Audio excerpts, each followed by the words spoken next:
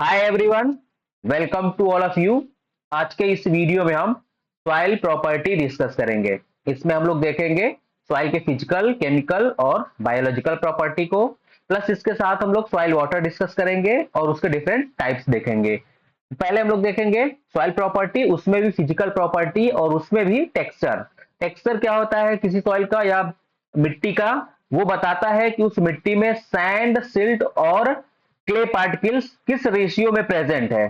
ठीक है, किसी भी मिट्टी का टेक्सचर का मतलब यह है कि उसमें सैंड कितना परसेंटेज है, सिल्ट कितना परसेंटेज है और क्ले पार्टिकल्स कितने परसेंट प्रेजेंट है। उसका प्रोपोर्शन या रेशियो जो होता है वो बताता है उस मिट्टी का टेक्सचर। ठीक है, अब देख लेते हैं ये सैंड, सिल्ट और जो क्ले पार्टिकल्स होते हैं इनका क्या रेंज होता है। पार्टिकल का जो रेंज होता है साइज का वो कितना होता है, वो कैसे होते हैं, उनकी कैरेक्टरिस्टिक क्या होती है और किस लोकेशन पे वो मिलता है। तो पहले देखते हैं सैंड है, तो इसमें जो साइज का रेंज होगा 0.05 टू 2 mm है ना। ग्रीटी और रफ होगा। कैरेक्टरिस्टिक देखा जाए तो इसमें जो पोर स्पेस होगा वो ज्यादा होगा। ठीक है, इसमें ड्रेनेज अच्छा होगा, एरेशन भी अच्छा होगा। वाटर होल्डिंग कैपेसिटी कम होगी, लो वाटर होल्डिंग कैपेसिटी होगी और जल्दी से ये सूख जाएगा। बालू की मिट्टी आप देखिए, बलुई मिट्टी देखिए तो जल्दी से उसमें क्या होता है वो सूख जाता है। और न्यूट्रिएंट रिटेंशन कम होता है, पुअर न्यूट्रिएंट रिटेंशन। ठीक है, न्यूट्रिएंट का रिटेंशन इसमें क्या होता है, कम होता है। किस एरिया में दिखते हैं तो डेजर्ट हो गया और कोस्टल एरिया। ठीक है, मरुस्थल वगैरह और कोस्टल एरिया में ये ज्यादा दिखता है। सिल्ट है, इसमें जो साइज होगा 0.02 टू 0.5 mm इस रेंज का होता है सिल्ट। स्मूथ और सिल्की होता है। ठीक है, इसमें जो पोर का साइज होता है वो मीडियम होता है। ठीक है, वाटर रिटेंशन और ड्रेनेज इसमें मॉडरेट होता है, मीडियम का होता है। और इरोजन, प्रोन टू इरोजन, इनका इरोजन आसानी से होता है। आगे है मॉडरेट न्यूट्रिएंट होल्डिंग कैपेसिटी, इनमें न्यूट्रिएंट होल्डिंग कैपेसिटी जो होती है वो मॉडरेट होती है। ठीक है, कहां पे मिलेगा, फ्लड प्लेन्स जहां पे बाढ़ आती है और रिवर वैलीज। रिवर वैली और फ्लड प्लेन्स जो होते हैं जहां पे ज्यादा बाढ़ आता है उस एरिया में आपको सिल्ट दिखेगा। इसके बाद है अगला क्ले। क्ले के जो पार्टिकल्स होते हैं उनका साइज लेस देन 0.02 mm होता है। ठीक है, sticky and wet, hard when dry. ठीक है, जब ये भीगा होगा उस समय ये चिपचिपा होता है। ठीक है, स्टिकी होता है और जब सूख हो जाता है तो बहुत हार्ड हो जाता है। ठीक है, इसमें जो पोर होते हैं बहुत छोटे होते हैं, वेरी स्मॉल पोर स्पेस। पोर जो पोर होते हैं मिट्टी के बीच में, वो पोर जो स्पेस होते हैं वो बहुत कम होता है। ठीक है, ड्रेनेज इसमें पुअर होता है, पुअर ड्रेनेज एंड एरेशन दोनों कम होता है। आगे high water holding capacity, water holding capacity अधिक होती है। ठीक है, और न्यूट्रिएंट रिटेंशन हाई होता है, न्यूट्रिएंट रिटेंशन हाई होता है। ठीक है, और किस एरिया में दिखता है, ट्रॉपिकल और टेम्परेट। ट्रॉपिकल और टेम्परेट रीजन में आपको क्ले ज्यादा दिखेगा। ठीक है, अब आगे देख लेते हैं सॉइल टेक्सचरल क्लास। अब टेक्सचर कैसा है, सैंड कितना है, उसमें क्ले कितना है और सिल्ट कितना है, उसका कितना प्रोपोर्शन है, कितना रेशियो है, उसके बेसिस पे हम लोग मिट्टी को क्लासिफाई किए हैं। तो आपका एक हो गया सैंडी, फिर उसके बाद है लोमी सैंड, फिर सैंडी लोम है, फिर लोम है। ठीक है, और सिल्ट लोम है, फिर क्ले लोम है और फिर क्ले है। ठीक है, इसमें देखते हैं पहले सैंड, इसका कॉम्पोजिशन। तो इसमें 85% से ज्यादा सैंड होगा। प्रॉपर्टी कैसा होता है, फास्ट ड्रेनेज होगा, वाटर रिटेंशन कम होगा, एकदम बलुई मिट्टी में बहुत कम होता है। ठीक है, और फर्टाइलिटी इसकी क्या होगी, कम होगी, कम फर्टाइल होता है। ठीक है, एग्जाम्पल में डेजर्ट और कोस्टल प्लेन में ये पाया जाता है, लोकेशन है इसका। ठीक है, आगे है लोमी सैंड। लोमी सैंड जो होता है ये आपका, इसमें भी ज्यादातर सैंड ही होता है और क्ले और सिल्ट का थोड़ा अमाउंट होता है, small amount of silt and clay. ठीक है, उसके बाद में है इनकी फर्टिलिटी सैंड से या जो बलुई मिट्टी होती है उससे अधिक होती है। बेटर फर्टिलिटी देन सैंड, यानी बलुई मिट्टी से ज्यादा होता है। ठीक है, बट स्टिल ड्रेन्स क्विकली, क्योंकि इसमें सैंड का प्रोपोर्शन अभी भी ज्यादा है तो क्या हो जाएगा, इसमें ड्रेनेज बहुत जल्दी से होगा। ठीक है, sandy desert with some vegetation, ऐसा डिजर्ट जिसपे कि बालू ज्यादा है, उस पे भी थोड़ा सा वेजिटेशन है, तो उस वाले एरिया में आपको ये दिखेगा लोमी सैंड। ठीक है, फिर उसके बाद में है सैंडी लोम। इसमें क्या हो जाएगा, balanced sand with more silt and clay. इसमें क्या होगा, सैंड बैलेंस करेगा और उसमें सिल्ट और क्ले ज्यादा होगा। ठीक है, तो इसमें जैसे ही सैंड का अमाउंट कम होगा, इसकी वाटर रिटेंशन जो कैपेसिटी होगी होगी या वाटर होल्डिंग कैपेसिटी वो बढ़ जाएगी। तो improved water retention and fertility compare to the sand, sand के कंपेयर में वाटर रिटेंशन बढ़ जाएगा और फर्टिलिटी भी बढ़ जाएगी। ठीक है, agricultural field in arid region, arid region में जो एग्रीकल्चरल फील्ड होते हैं वहां पे आपको सैंडी लोम दिखेगा। इसके बाद में है लोम, जिसको हम लोग दोमट मिट्टी बोलते हैं, balanced mixed of sand silt और क्ले, यानी कि उसमें जो मिक्सिंग होगी सैंड और सिल्ट और क्ले का, ये बैलेंस्ड प्रोपोर्शन में होगा, ठीक है। आइडियल टेक्सचर, तो जो दोमट मिट्टी होती है या जो लोम होता है वो आइडियल टेक्सचर का होता है। गुड फर्टिलिटी, फर्टिलिटी अच्छी होती है, वाटर रिटेंशन और ड्रेनेज भी इसका अच्छा होता है, ठीक है। आपका जो भी फर्टाइल एग्रीकल्चर एरिया होता है या लैंड होता है वो लोम का होता है, ठीक है। उसके बाद में है silt loam, high in silt. अब सिल्ट लोम ऐसी दोमट मिट्टी जिसमें सिल्ट का अमाउंट ज्यादा होगा, तो high in silt with moderate sand and clay. Sand और क्ले का अमाउंट जो होगा वो मॉडरेट होगा, या उसका जो रेशियो होगा वो कम होगा एज कंपेयर, मॉडरेट होगा एज कंपेयर टू सिल्ट, ठीक है। स्मूथ टेक्सचर होगा, वाटर रिटेंशन इसमें अच्छा होगा, ठीक है, और इरोजन के प्रोन होगा, ठीक है। प्रोन टू इरोजन मतलब इसका इरोजन आसानी से हो सकता है। कहां मिलता है? रिवर वैली में और फ्लड प्लेन्स में, ठीक है। आगे है क्ले लोम, इसमें क्या होगा? Balanced clay with sand and silt. इसमें जो क्ले होगा वो बैलेंस होगा सैंड और सिल्ट के थ्रू, ठीक है। मतलब इनमें कह सकते हैं सैंड और सिल्ट जितना होगा उसके लगभग बराबर क्ले होगा, ठीक है। इसकी फर्टिलिटी हाई होगी, ड्रेनेज पुअर होगा, ठीक है। और जब भींगा होगा तो उसमें वो स्टिकी होगा, चिपचिपा टाइप का, ठीक है, स्टिकी व्हेन वेट। किस एरिया मिलेगा? ट्रॉपिकल और सब ट्रॉपिकल एग्रीकल्चरल एरिया, ठीक है। ट्रॉपिकल और सब ट्रॉपिकल एरिया में जो एग्रीकल्चर फील्ड होता है वहां पे आपको ये वाला मिट्टी दिखेगा, ठीक है, क्ले लोम। आगे है फिर क्ले, इसमें 40% से ज्यादा क्ले होगा, ठीक है। हाई न्यूट्रिएंट रिटेंशन, न्यूट्रिएंट का रिटेंशन इसमें हाई होगा। पुअर एरेशन, एरेशन और ड्रेनेज पुअर होगा इसमें, ठीक है। Expand and contract with moisture, moisture के साथ ये क्या होगा? एक्सपैंड होगा और कॉन्ट्रैक्ट होगा। मतलब जब ये वेट होगा तो उस समय स्टिकी होगा, थोड़ा एक्सपैंड करेगा, लेकिन जब वाटर सूखेगा, जब वाटर निकल जाएगा इससे, सब सूख जाएगा, तो उस कंडीशन में वो क्या हो जाएगा? कॉन्ट्रैक्ट होगा, ठीक है। किस एरिया में? तो ये ट्रॉपिकल और टेम्परेट रीजन में दिखेगा, ट्रॉपिकल और टेम्परेट रीजन में आपको क्ले वाली मिट्टी दिखेगी, ठीक है। अब दूसरा इसका प्रॉपर्टी है, फिजिकल प्रॉपर्टी, सॉइल स्ट्रक्चर, ठीक है। पहला वाला टेक्सचर था, दूसरा क्या है? स्ट्रक्चर है। Soil structure refers to way soil particles are arranged. अब सॉइल पार्टिकल जो है सैंड, सिल्ट या क्ले, वो किस तरीके से अरेंज है, उसका अरेंजमेंट कैसा है, वो बताएगा सॉइल का structure.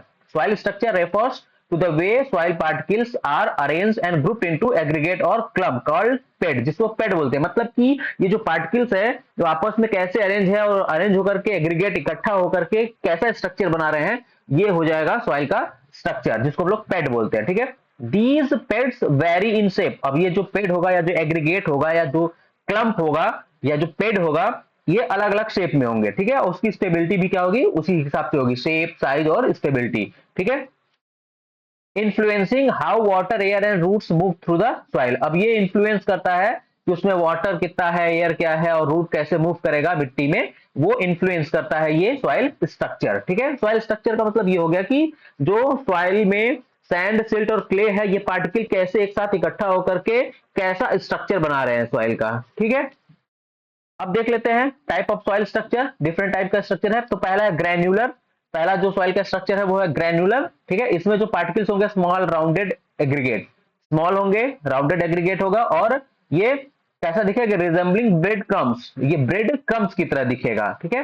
Found in surface layers specially in grassland, कहां पे दिखेगा? ये सरफेस लेयर स्पेशली ग्रासलैंड में दिखेगा। It provide good aeration, drainage and root penetration, ठीक है।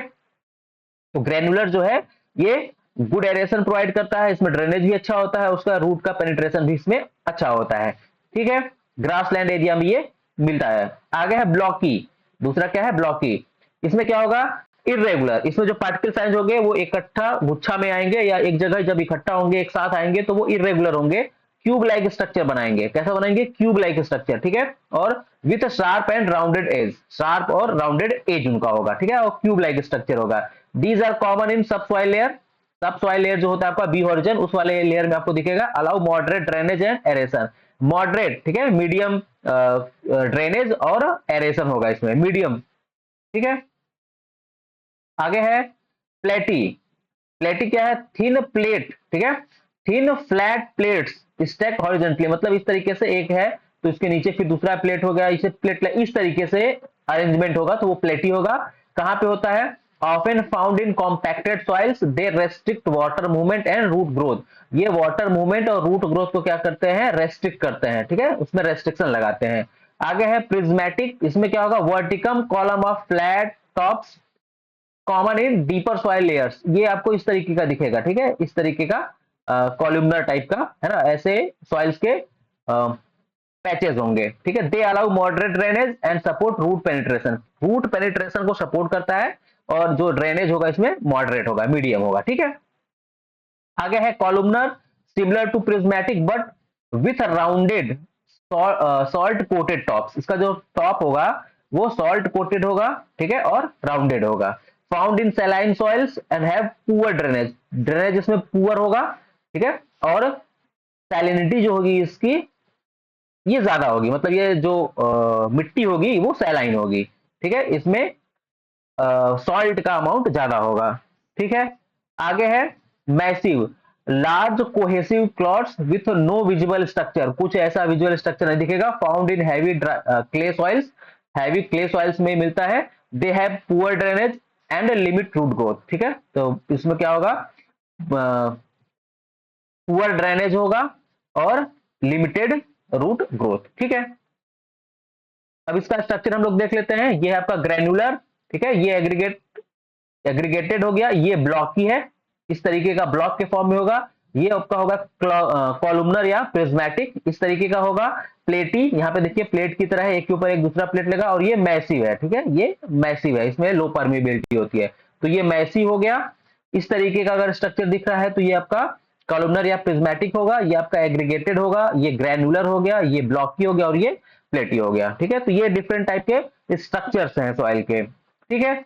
आगे है सॉइल पोरोसिटी, ठीक है, सॉइल में पोर कैसा है, पोरोसिटी मतलब पोर्स मतलब है, सॉइल पोर जो है वो कैसा है, बहुत ज्यादा है या कम है, ठीक है, या जो उनके बीच स्पोर्स है, पोर जो है, स्पोर स्पेस जो है, सॉइल पार्टिकल्स जो है उनके बीच में जो स्पेस है वो क्या है, उसको हम लोग सॉइल पोरोसिटी में डिस्कस करेंगे, ठीक है। तो soil porosity is the volume of pore space between soil particles, जो सॉइल पार्टिकल्स हैं उनके बीच में पोर स्पेस क्या है। It determines the soil capacity, ठीक है, it determines the soil capacity to hold air and water, it determines the soil capacity to hold air and water, influencing plant growth and soil micro organism activity, ठीक है, hold air. इसके बाद में है porosity is expressed as percentage of total soil water, ठीक है, soil volume. इसमें क्या है कि पोरोसिटी जो होता है इसको हम लोग एक्सप्रेस करते हैं percentage of total soil volume, percentage of total soil volume से हम लोग इसको क्या करते हैं, एक्सप्रेस करते हैं, ठीक है। इट डिटरमाइंस, ये जो दूसरी वाली लाइन है, the soil capacity to hold air and water influencing plant growth and soil micro organism activity. मतलब अगर जो मिट्टी है अगर वो पोरस है तो उसमें एरेशन भी अच्छा होगा, सॉइल एयर भी होगा, सॉइल वाटर भी होगा, जिससे कि प्लांट का ग्रोथ जो होगा वो अच्छा होगा, माइक्रो ऑर्गेनिज्म के लिए भी ऑक्सीजन मिल जाएगा पोर में, तो वो क्या होगा, वो प्लांट ग्रोथ के लिए और डेवलपमेंट के लिए अच्छा होता है, ठीक है।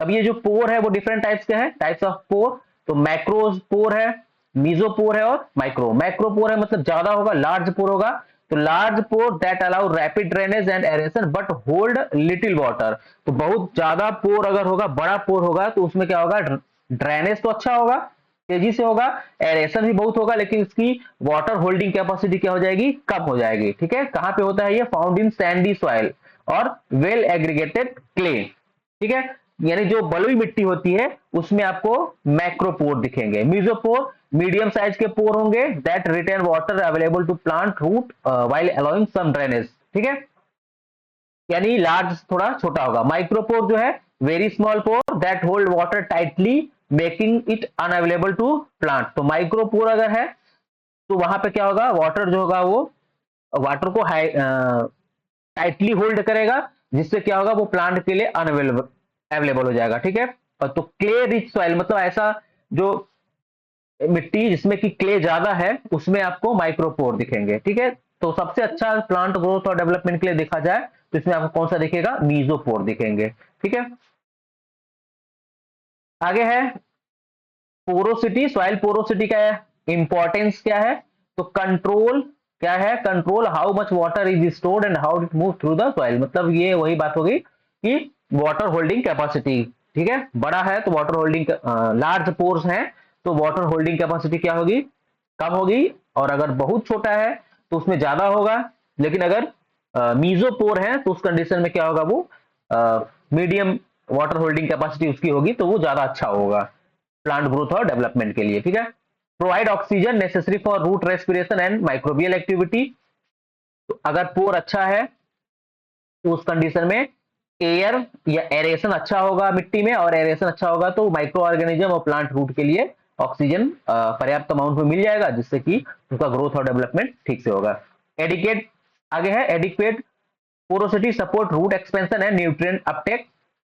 ठीक है, और अगला है affect the movement and availability of nutrients in the soil. मिट्टी में न्यूट्रिएंट के अवेलेबिलिटी और मूवमेंट को ये क्या करते हैं, जो सॉइल की पोरोसिटी होती है वो अफेक्ट करता है। ठीक है, तो ये इंपॉर्टेंस है सॉइल पोरोसिटी का।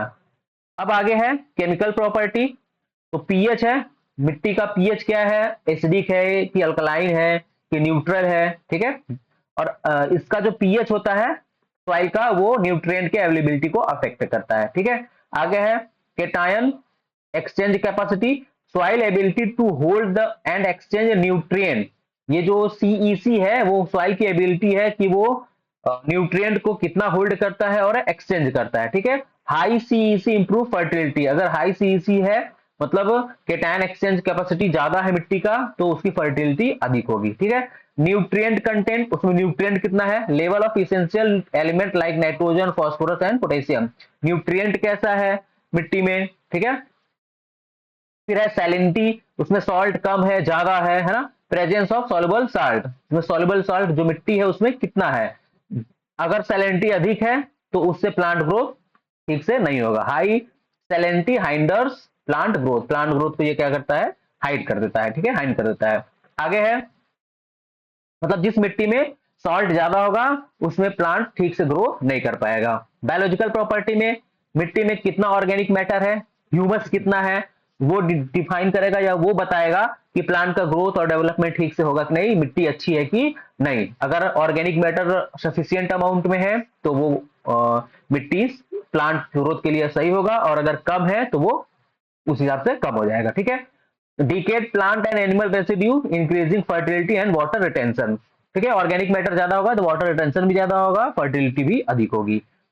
आगे है सॉइल ऑर्गेनिज्म, ऑर्गेनिक मैटर ज्यादा है तो भी, उसके अलावा सॉइल ऑर्गेनिज्म, मिट्टी में सॉइल ऑर्गेनिज्म कौन कौन से है या कितना है, वो भी बायोलॉजिकल प्रॉपर्टी में आता है। ठीक है, किसमें आता है, बायोलॉजिकल प्रॉपर्टी में आता है। Bacteria, fungi, earthworm and insects that decompose organic matter and improve soil structure, soil structure को ये इंप्रूव करते हैं।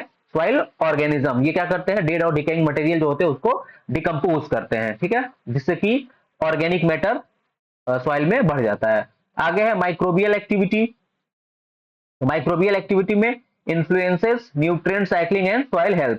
तो माइक्रोबियल एक्टिविटी जैसे कि नाइट्रोजन फिक्सिंग जो बैक्टीरिया होते हैं, ठीक है, और जो नाइट्रीफाइंग बैक्टीरिया होते हैं, तो वो अपनी एक्टिविटी से मिट्टी के न्यूट्रिएंट को साइकिल करते हैं और उसके न्यूट्रिएंट स्टोरेज को या न्यूट्रिएंट की अवेलेबिलिटी को वो इन्फ्लुएंस करते हैं।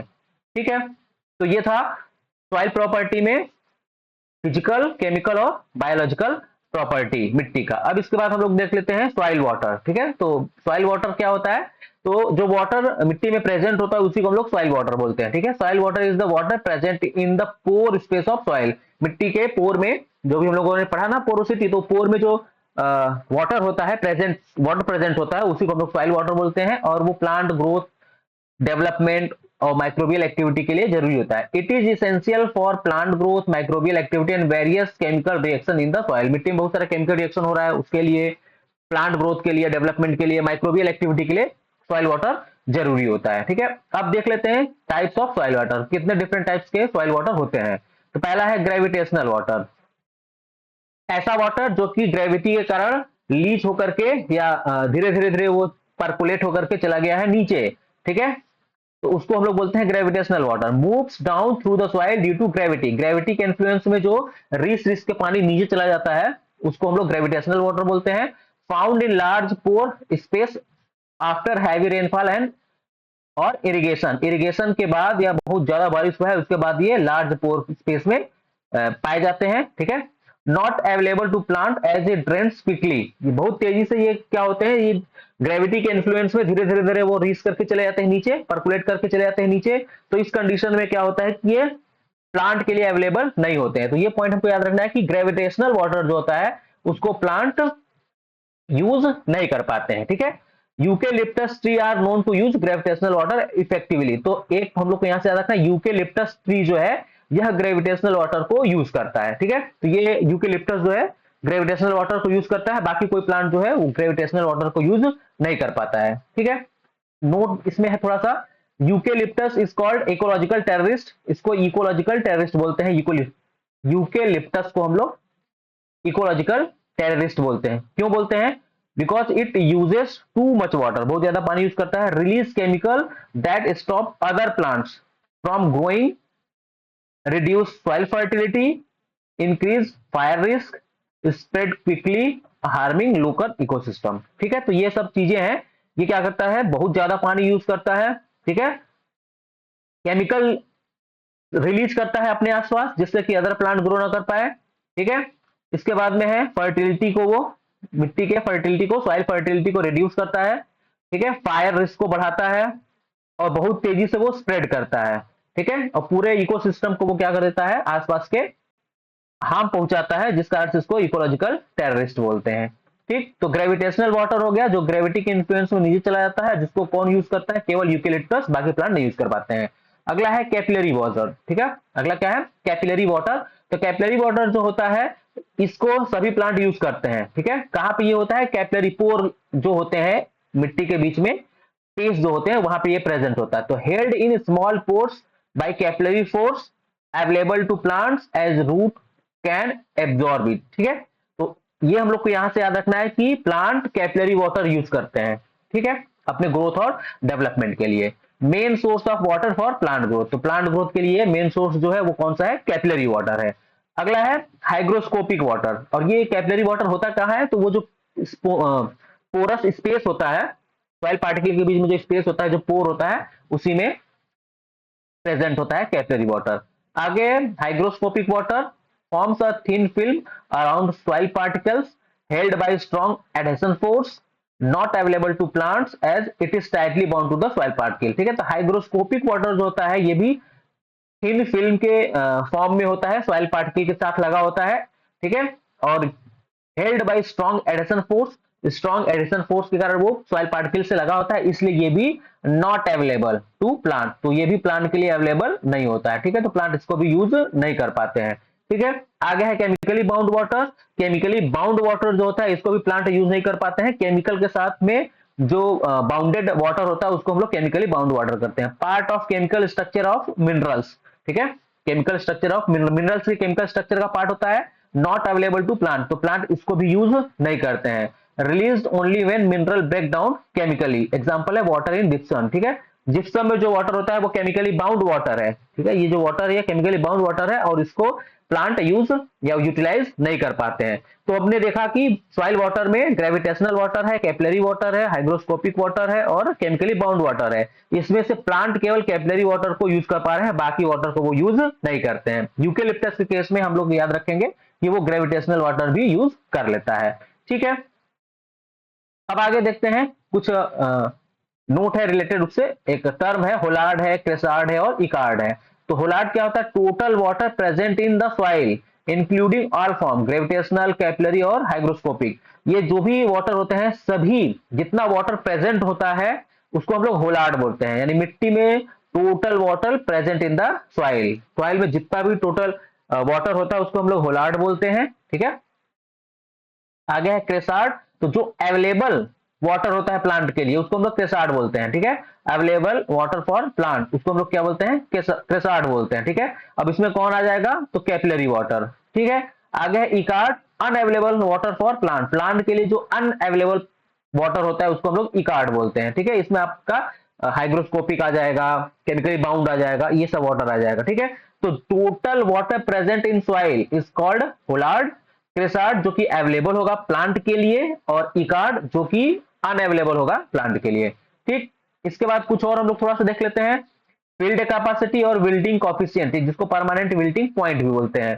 तो फील्ड कैपेसिटी क्या है? The amount of water soil can hold after excess water has drain due to gravity. ठीक है, ग्रेविटी के कारण जब जो एक्सेस वाटर होता है जब वो ड्रेन हो गए नीचे चला जाता है, उसके बाद वाटर कितना पानी होल्ड कर सकता है, वाटर होल्ड कर सकता है, उसी को बोलते हैं फील्ड कैपेसिटी। ठीक है, इस कंडीशन में सॉइल इज मॉइस्ट, मॉइस्ट होगा बट नॉट सेचुरेटेड। ठीक है, आगे है ideal for plant growth as water is easily available to roots. ठीक है, तो ये आइडियल होता है प्लांट ग्रोथ के लिए। ठीक है, आगे है विल्टिंग कॉफिशिएंट या परमानेंट विल्टिंग पॉइंट। तो ये एक पॉइंट कह सकते हैं या हम लोग इसको ये इससे समझ सकते हैं कि उतना पानी सॉइल में प्रेजेंट है जिससे कि प्लांट सॉइल में सरवाइव कर पा रहा है, लेकिन जैसे ही उससे कम पानी होगा जो प्लांट होगा वो विल्ट कर जाएगा, वो मुरझा जाएगा। तो वो पॉइंट जो होता है उसी को हम लोग परमानेंट विल्डिंग पॉइंट बोलते हैं। उसके बाद अगर हम लोग इरिगेशन नहीं करेंगे तो जो प्लांट होगा वो पानी की कमी कारण सूख जाएगा। ठीक है, तो उसी को हम लोग परमानेंट विल्टिंग पॉइंट बोलते हैं और विल्टिंग कॉफिशिएंट बोलते हैं। ठीक है, the wilting coefficient also known as permanent wilting point is the minimum soil moisture level at which plant can no longer extract water leading to irreversible wilting. मतलब कि पानी में सॉरी सॉइल में water है, सॉइल में water है, plant survive कर रहा है। अब उस मिनिमम मॉइस्चर या वाटर का जब जैसे ही कमी होगी, ठीक है, एक लेवल तक पानी है और मॉइस्चर है, प्लांट सरवाइव कर रहा है, लेकिन उस मिनिमम लेवल से जैसे वाटर कम होगा सॉइल में, प्लांट पानी एक्सट्रैक्ट नहीं कर पाएगा, वाटर एक्सट्रैक्ट नहीं कर पाएगा रूट से, और वो फिर क्या होगा, मुरझा जाएगा। तो वही जो पॉइंट होगा उसी को हम लोग क्या बोलेंगे, विल्टिंग कॉफिशिएंट या परमानेंट विल्टिंग पॉइंट।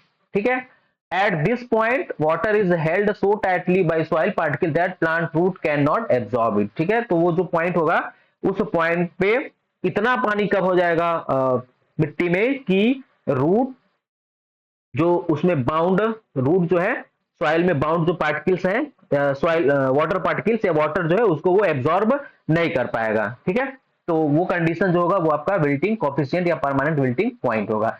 ठीक है, तो आज के लिए हम लोग इतना ही रखते हैं, फिर नेक्स्ट टाइम में हम लोग देखेंगे सॉइल का क्लासिफिकेशन। ठीक है, आज हम लोगों ने फिजिकल प्रॉपर्टी, केमिकल प्रॉपर्टी और बायोलॉजिकल प्रॉपर्टी देख लिया, सॉइल वाटर क्या होता है वो देख लिया। अब अगले वाले में हम लोग सॉइल का क्लासिफिकेशन करेंगे।